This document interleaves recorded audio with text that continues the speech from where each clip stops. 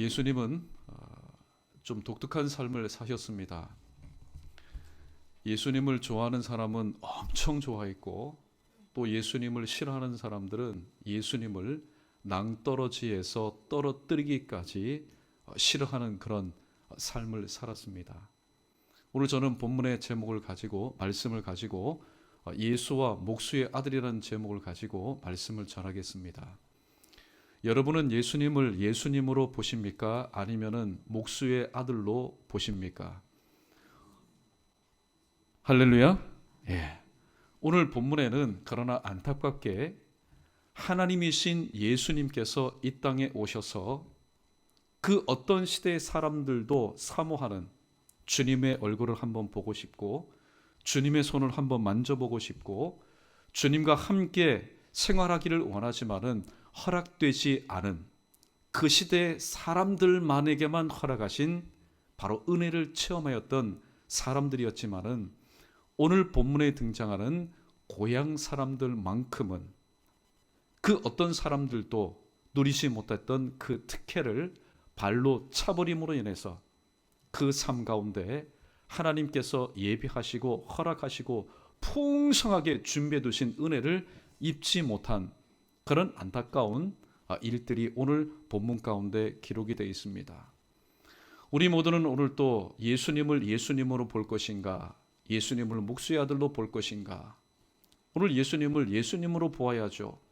그렇게 이야기는 하지만은 실질적으로 우리의 삶 가운데 주님께서 오늘 또 말씀으로 임하실 때에 그 말씀을 내가 어떻게 대하느냐에 따라서 좋은 말씀은 받아들이고, 그렇지 않은 말씀, 다 나를 위한 말씀임에도 불구하고 내가 듣기 좋은 말씀은 아멘, 그렇지 않은 말씀에 대해서는 거부하는 그런 모습이 있다면은 오늘 우리는 예수님을 예수님으로 보는 것이 아니라 예수님을 한낱 목수의 아들로 여기는 그런 삶인 것을 우리는 다시 한번 돌아볼 수밖에 없습니다. 자, 오늘 말씀을 들어가기 전에 예수님과 관련된 장소 중에 특이한 세 장소가 있습니다. 첫 번째, 우리가 잘 알고 있는 장소 베들레헴입니다. 베들레헴. 이 장소는 어떤 장소입니까? 예수님께서 태어나신 곳입니다. 출생지일 뿐입니다. 그 다음에 또 중요한 장소가 있는데, 그 중요한 장소는 나사렛이라는, 바로 망루, 초소라는 뜻을 가진 나사렛이라는 지역인데, 이 나사렛이라는 지역에서 예수님께서 30년 동안의 사생활을 사셨던 곳, 말 그대로 예수님의 고향이었습니다. 그 다음에 또 한 가지 중요한 장소가 있는데, 그 장소는 가버나움입니다. 나훔의 마을이라는 뜻을 가진 가버나움인데, 이 가버나움에서 예수님께서 사역하시다가 먼 지역에 가셨다가 잠시 집에 들리셨다. 그 집은 나사렛이 아니라 바로 가버나움을 의미하였습니다. 예수님께서는 오늘 본문 말씀을 보면은 처음 고향을 방문한 것처럼 여겨지는데, 성경학자들은 예수님께서 제1차 이미 고향을 먼저 방문하신 사건을 소개합니다. 그때 이 고향 사람들이 오늘 본문처럼 똑같이 예수님의 말씀을 순종하지 않고 배척하 했는데, 그때 이 고향 사람들은 좀 과격한 반응을 보였습니다. 예수님을 동네에 있는 낭떠러지까지 예수님을 데리고 가서 거기서 밀쳐버리려고 했습니다. 여러분, 고향에 가면은 환영을 받아도 또 참 마음이 그럴 텐데, 고향에 가서 낭떠러지에서 떨어뜨림을 당할 그런 위기에 있었다. 다시 고향을 방문하고 싶겠습니까? 그런데 오늘 본문 말씀해 보니까 예수님은 또다시 고향을 들르셨다라고 말씀하고 있습니다. 자, 오늘 본문 말씀 한 절 한 절을 우리가 읽어가면서 말씀의 은혜를 나누어 보고자 합니다. 54절 말씀 함께 읽습니다. 시작. 고향으로 돌아가사 그들의 회당에서 가르치시니 그들이 놀라 이르되 이 사람의 이 지혜와 이런 능력이 어디서 났느냐. 아멘. 여기에 고향은 나사렛을 지칭합니다. 예수님께서 고향을 들리셨을 때에 그동안에 얻었던 그런 명성, 혹은 그동안에 얻었던 모든 것을 고향 사람들에게 자랑하기 위해서 들리신 것 아니었습니다. 가만히 생각해 보니까 고향을 제외한 웬만한 이방 지역, 저 북방 지역, 변두리에는 다 들리셨습니다. 그런데 지난번에 들렀던 고향에서 배척을 받고, 그러나 예수님은 오늘 이 땅 가운데 오셨을 때에 나를 환영하는 사람만 위해서 복음을 정하고 나를 배척하는 사람을 도외시하기 위해서 이 땅에 오신 것이 아닙니다. 주님께서 말씀하신 것처럼 오늘 건강한 사람에게는 의원이 필요 없고 바로 약한 사람에게 의원이 필요한 것처럼 내가 의인을 부르러 온 것이 아니라 죄인을 부르러 왔다. 그 죄인도 깨닫지 못하는 죄인, 주님께서는 버리지 않았습니다. 그래서 그러한 심정으로 또다시 고향을 방문하셔서 가장 먼저 찾으신 곳이 어디였습니까? 자, 내가 한 30년 전에, 또 내가 한 수십 년 전에 우리 아버지 어머니가 목수일을 하던 곳, 사람이 고향을 찾으면 자기의 뿌리를 찾기 마련입니다. 그러나 자기의 집을 먼저 찾은 것이 아니라 오늘 본문에 보니까 회당에 들르셨다. 그 예수님의 마음은, 중심은 뭐냐? 고향을 찾아서 나의 어렸을 때의 친구 혹은 친지들을 만나는 것이 목적이 아니라 여전히 오늘도 죄인으로서 구원받아야 될, 말씀을 통해서 변화받아야 될 그 영혼들이 있는 곳, 바로 회당에서 가르치는 사역을 계속해서 하셨습니다. 그런데 예수님께서 하신 그 말씀을 들은 이 고향 사람들의 반응이 어떠했을까요? 반응은 그렇게 썩 시원하지가 않았습니다. 부정적인 여러 가지 반응을 보였습니다. 그 질문이 뭘까요? 이 지혜와 이런 능력이 도대체 어디에서 났느냐? 그 출처가 궁금한 겁니다. 그 출처에 대해서 사도행전 10장 38절 말씀은 이렇게 소개하고 있습니다. 하나님이 나사렛 예수에게 성령과 능력을 기름 붓듯 하셨음에 그가 두루 다니시며 선한 일을 행하시고 마귀에게 눌린 모든 사람을 고치셨으니 이는 하나님이 함께 하셨음이라 라고 오늘 누가는 나사렛 예수님께서 하셨던 이 일, 가르치는 사역, 전파하는 사역, 또 고치시는 힐링 사역의 이 출처가 어디에 있느냐? 바로 하나님이 함께 하심으로 인하여서 나타난 사역이라고 분명히 말씀합니다. 그러나 고향 사람들, 예수님을 배척하고 예수님에 대해서 관심이 없던 사람들, 눈에 보이고 귀에 들리는 이 모든 일들을 감당할 수가 없어서 도대체 우리 앞에 있는 이 사람은 목수의 아들인데, 뒤에 함께 나올 말씀이지만 목수의 아들인데 어떻게 목수의 아들 주제에 이런 말씀, 이런 능력을 행할 수 있겠느냐라고 자꾸만 예수님에 대한 부정적인 그런 마음을 갖게 됩니다. 55절 말씀 오늘 이렇게 말합니다. 이는 그 목수의 아들이 아니냐? 그 어머니는 마리아, 그 형제들은 야고보, 요셉, 시몬, 유다라 하지 않느냐? 동네 사람, 고향 사람들이 지금 거짓말하는 것 아닙니다. 있는 사실을 그대로 지금 질문을 하는 겁니다. 그 목수의 아들이 아니냐? 할라에 보니까 호투 테크노토스, 바로 그 목수의 아들이 아니냐? 이 나사렛은 큰 동네가 아니었습니다. 도심이 아니었습니다. 그냥 조그마한 시골 마을이었습니다. 한 400곳 있는 산동네였습니다. 그러므로 그곳에 여러분 목수들이 많이 있겠습니까? 아닙니다. 딱 얘기하면은 그 목수, 요셉이라고 불렀던 그 목수. 그러니까 이 동네 사람들은 죽은 그 요셉도 누구인지 알 뿐만 아니라 그 요셉의 아들의 명수, 아들의 이름까지 정확하게 아는 바로 그러한 상황이었습니다. 그런데 오늘 여기에 그 형제들은 야고보와 요셉과 시몬과 또 유다라 하지 않느냐? 그런데 예수님 살아생전에, 예수님 사생활 가운데 30년 동안에 이 형제들은 예수님을 믿지 않았습니다. 공생의 기간 동안도 믿지 않았습니다. 요한복음 7장 5절 말씀 함께 읽어보겠습니다. 시작. 이는 그 형제들까지도 예수를 믿지 아니함이러라. 아멘. 예? 다른 사람들은 예수님을 믿지 않는다 할지라도 식구 많은 것 아닙니다. 수십 명 아닙니다. 형제가야 남동생 4명입니다. 그런데 그 동생들까지도 어떻게 해요? 예수님을 믿지 아니하였다라고 말합니다. 그러나 이들은 사도행전 1장 14절에 후에 어떻게 변화되었을까요? 여자들과 예수의 어머니 마리아와 예수의 아우들과 더불어, 그 아우들이 누굽니까? 바로 4명의 남동생들과 함께 더불어 마음을 같이하여 오로지 기도에 힘쓰더라 라고 말씀합니다. 예수님께서 십자가에 못 박혀 죽으시고 부활 승천하신 뒤에 오늘 이 아우들은 뒤늦게 우리의 형님이 바로 구세주였구나 라는 사실을 깨닫게 되었지만은, 예수님께서 사셨던 그 33년 기간 동안은 주님과 늘 함께 하면서도 내 형님이 구세주였다라는 사실을 깨닫지 못하였다라는 말씀입니다. 지금 오늘 이 저자가 말하는 것은 그만큼 이 예수님의 지금 성장 과정과 또 그들의 형제들이 누구인지 알고 있다는 겁니다.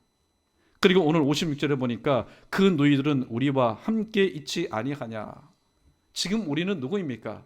저 산골 촌동네에 있는 우리와 함께 섞여서 그냥 살고 있지 않느냐. 그냥 평범한 사람들인데 어떻게 이 목수의 아들의 입에서 이런 능력 있는 말씀이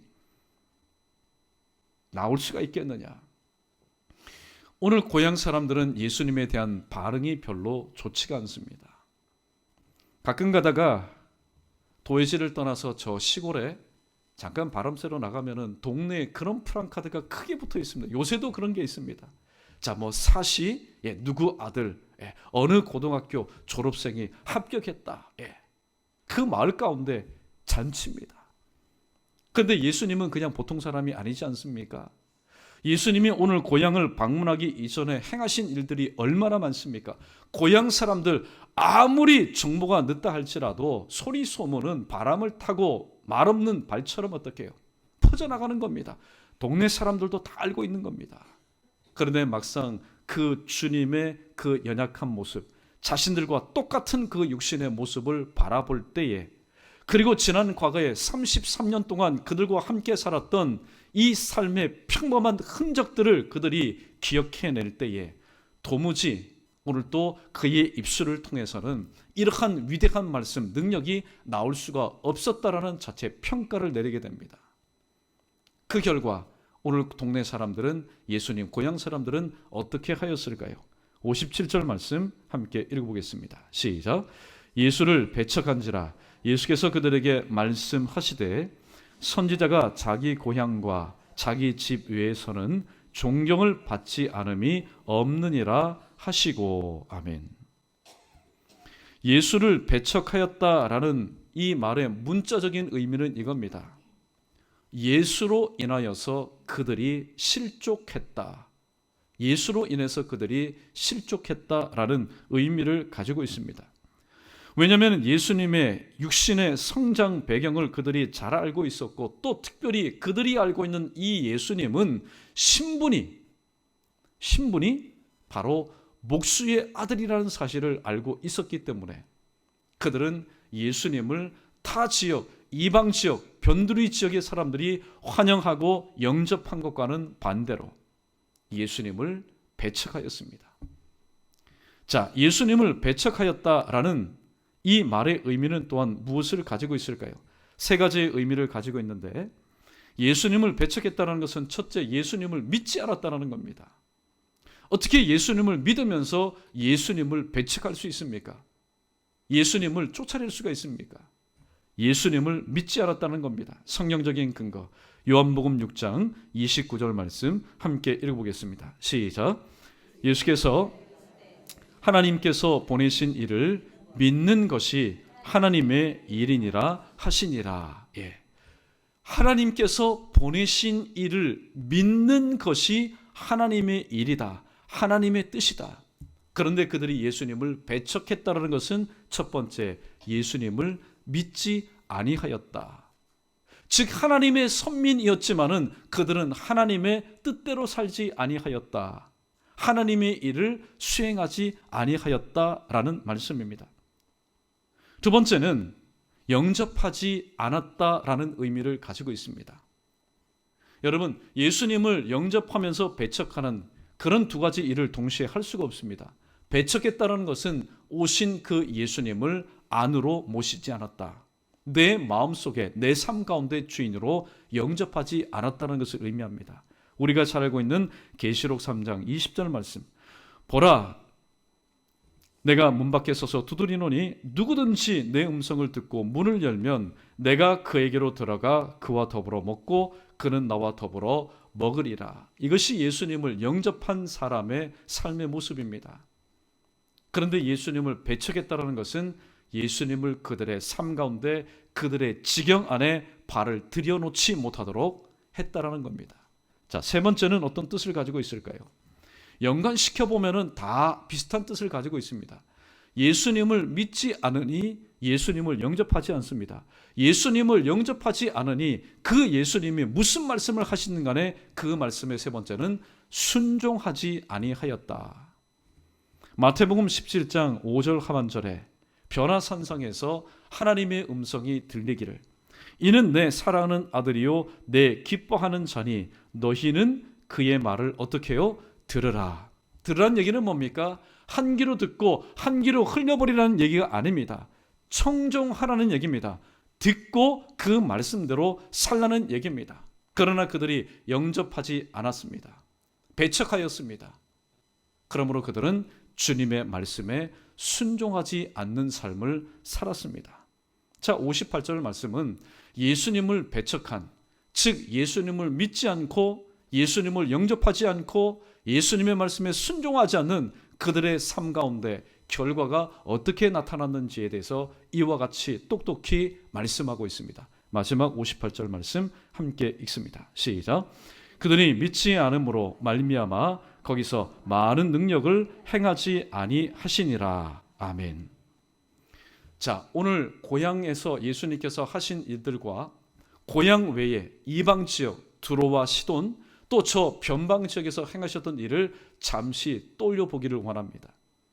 예수님께서 가실 때에 얼마만큼 예수님에 대해서 사모했는지, 예수님께서 배를 타고 가셔서 도착하기 전에 어떤 방법을 썼는지 간에 그 사람들이 먼저 주님이 오신 것을 보고 확인하고 예수님이신 줄 알고 얘기했습니까? 홍보했습니까? 떠들지 않았습니다. 그들이 스스로 자발적으로 온 동네, 온 사방에 돌아가서 예수님만이 고치실 수 있는 문제를 가지고 있는 모든 사람들을 다 데리고 누구에게로요? 예수님께로 데리고 왔습니다. 거기에 보면은 육신의 질병을 가진 사람, 그 지역 가운데 병 고치는 의사, 명의들도 있었지만은 말만 할 뿐입니다. 자, 요약을 한번 처방해 보면은 좀 차도가 있을 겁니다. 그러나 동네 사람들의 모두 이구동성의 말이 뭡니까? 많은 의원에게 가졌지만은 오히려 어떻게 더 중화했던 차. 그러니까 의원들은 많지만은 육신의 질병이 그대로 방치된 삶을 살고 있었던 사람들.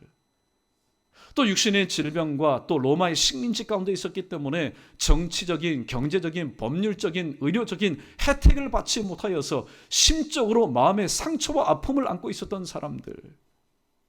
그리고 변방에 있었기 때문에 예루살렘 성전까지 갈 수 있는 형편이 되지 못하여서 또 그 당시에 종교 지도자들, 바리새인과 서기관들 주님 전에서 제사를 드리고 회당에서 말씀을 전하였지만은 그들 가운데는 주님께서 이미 이카포타신 상태입니다.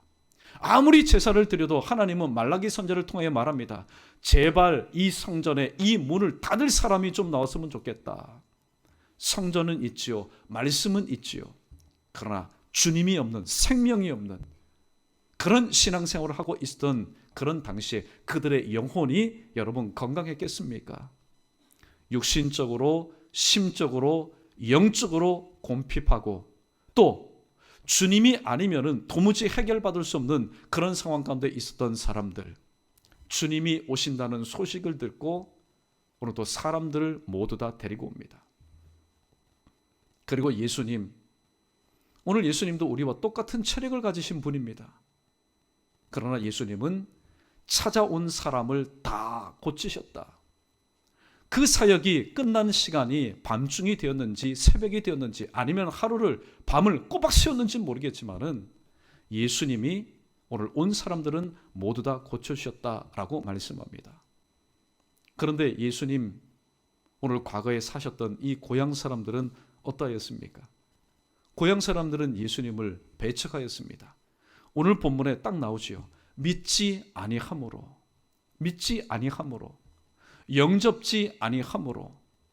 누구의 삶 가운데요?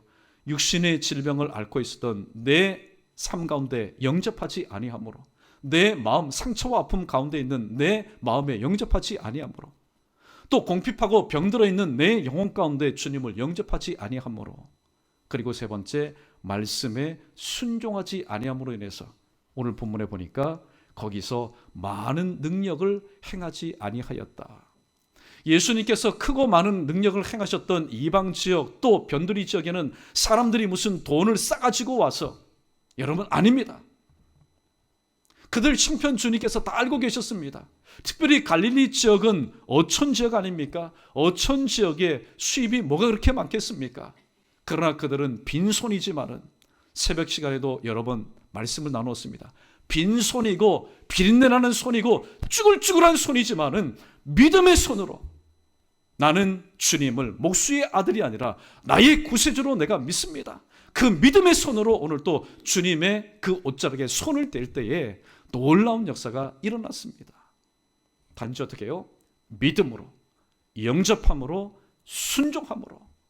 다른 동네에서는 돈 들어가는 일은 아닙니다. 절대로 돈 들어가는 일은 아닙니다. 그냥 믿기만 하면 됩니다. 영접하기만 하면 됩니다. 순종하기만 하면 됩니다. 그런데 그 쉬운 일들, 다른 동네에서는 다 했던 일들, 그러나 고향 사람들은 주님을 믿지 않고 영접하지 않고 순종하지 않음으로 인해서 그들의 삶은 어땠을까요? 예수님이 재방문을 하고 돌아온 뒤에 그들은 똑같은 삶을 지속할 수밖에 없었다는 겁니다. 예수님께서 한번 들리셨던 마을, 예수님께서 한번 들리셨던 지역에는 슬픔이 변하여 기쁨이 되었고, 울음이 변하여 웃음이 되었고, 절망이 변하여 소망이 되었습니다. 왜요? 고린도 후서 5장 17절 말씀 때문입니다. 그런즉 누구든지 그리스도 안에 있으면은 새로운 피조물이라. 이전 것은 지나갔으니 보라 새 것이 되었도다. 할렐루야. 오늘 우리는 이 사실을 분명히 깨달아야 됩니다. 오늘 고향 사람들은 여전히 상황의 한계 가운데 갇혀 있었던 사람들이었습니다.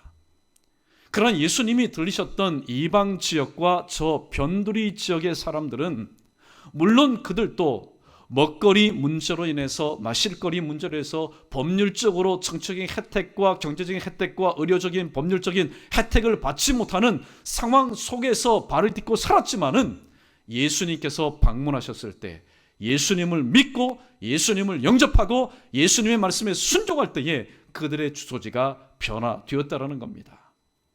그들은 더 이상 그 땅의 상황 안에서 사는 자가 아니라 그리스도 안에서 사는 자가 되었습니다. 할렐루야.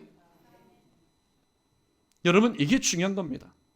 오늘 바울의 서신을 쭉 보면은 고린도에 있는 하나님의 교회, 주 안에 있는 하나님의 백성이라고 말합니다. 저와 여러분, 우리 모두는, 저 같은 경우는 연희동 301-1번지 이 번지에서 살고 있지만은, 만약에 이 번지에서만 살고 있다면은 오늘 우리 모두는 눈물과 어려움과 수고와 고통과 아픔 가운데 우리는 살아갈 수밖에 없습니다.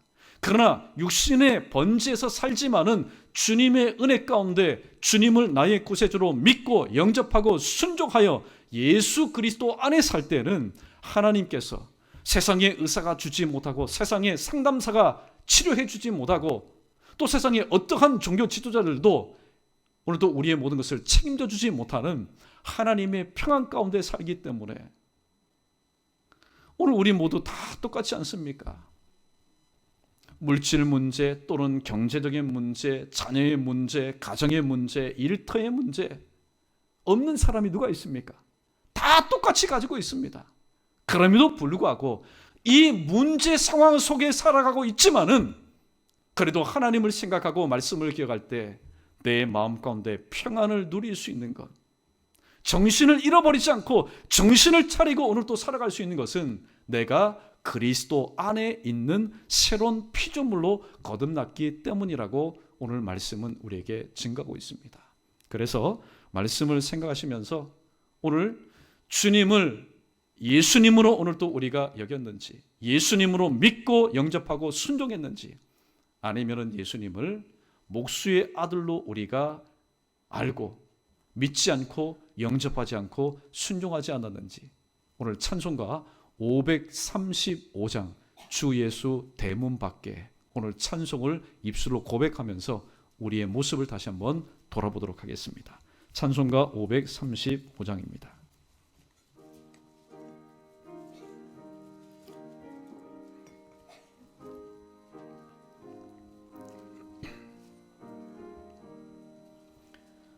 주 예수 대문 밖에 기다려 섰으나 단단히 잠가두니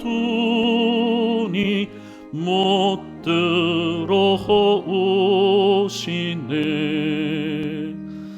나 주를 믿노라고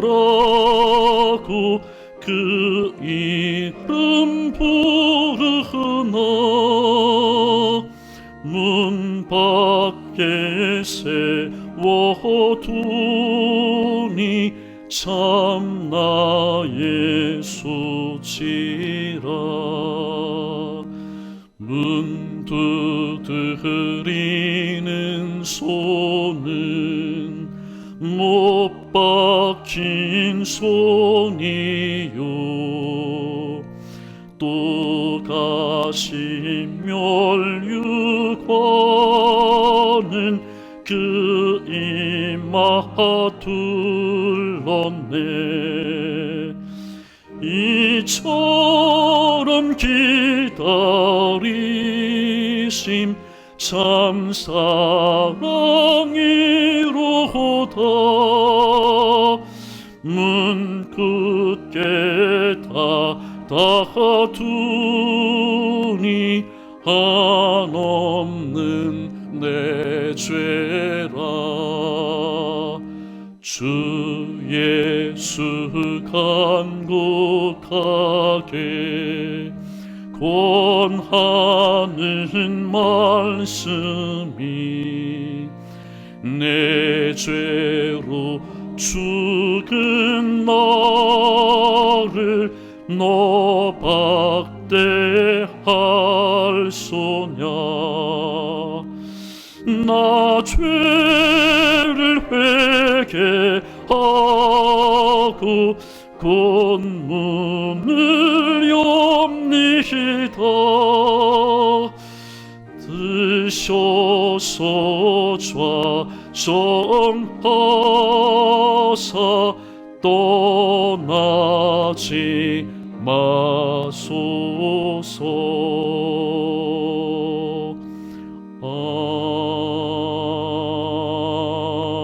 아멘. 우리 한번 따라해보겠습니다. 바라보는 시각에 따라 대하는 태도가 달라집니다. 예수님을 예수님으로 바라볼 것인가, 아니면은 목수의 아들로 볼 것인가.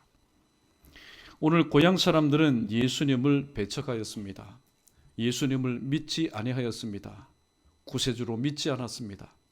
구세주로 믿지 않으니까 목수의 아들, 내 삶 가운데 영접하기가 꺼려졌습니다. 만약에 랍비나 서기관들, 바리새인이나 대제사장들이 와서 오늘 그런 말을 선포했다면 오늘 그들은 그 말을 믿었을 겁니다. 그들을 영접했을 겁니다.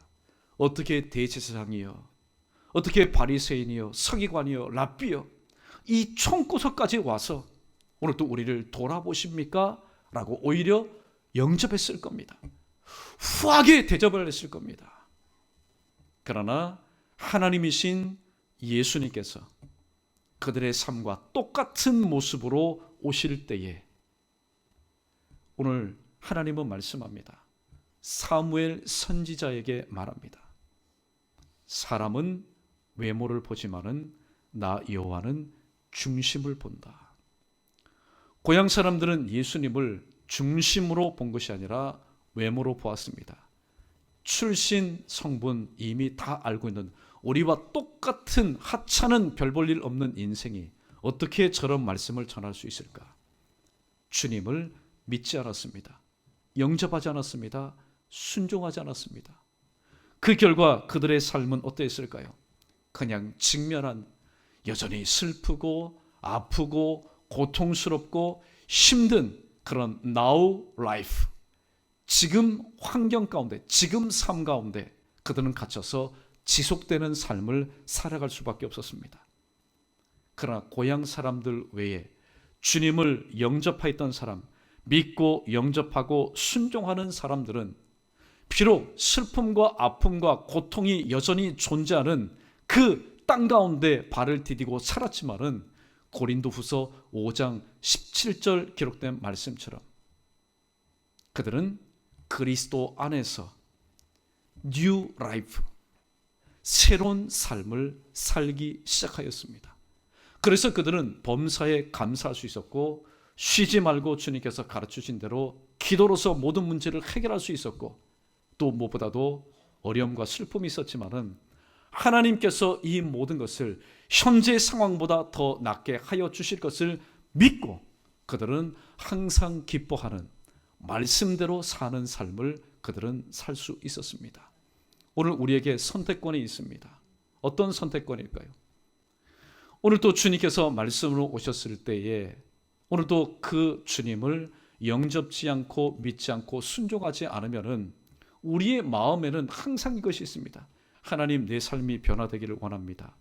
내가 고침받기를 원합니다. 그렇지만 그것은 우리의 마음의 소원일 뿐, 소원일 뿐, 마침표.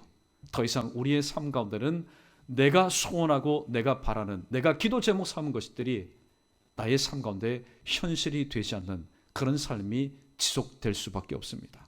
그러나 오늘도 주님께서 말씀으로 오셨을 때에 그 말씀을 믿고 그 말씀을 내 삶 가운데 영접하고 그 말씀대로 순종하는 자, 오늘도 세상 사람들과 똑같은 삶의 주소지에서 살아가지만은 그는 이미 상황 안에 사는 자가 아니라 그는 예수 그리스도 안에 사는 사람이기 때문에 now life, 지금 삶이 아니라 new life, 지금과는 달라진 새로운 삶을 주님과 함께 살 수 있음을 오늘 성경은 우리에게 약속해 주고 있습니다.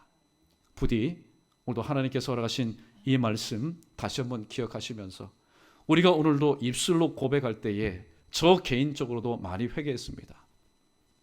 주님께서 만약에 육신의 모습으로 이 땅에 오시면은 우리도 영접하지 않을 사람이 누가 있겠습니까? 그 영광의 광채를 바라보고 예수님을 배척하고 순종하지 않고 밀쳐낼 사람이 누가 있겠습니까? 그러나 오늘 주님은 그러한 모습으로는 이 땅 가운데 재림하실 때는 오시지 우리의 삶 가운데 오시지 않습니다. 그러나 오십니다. 무엇을 통해서 오실까요? 말씀을 통해서 오십니다.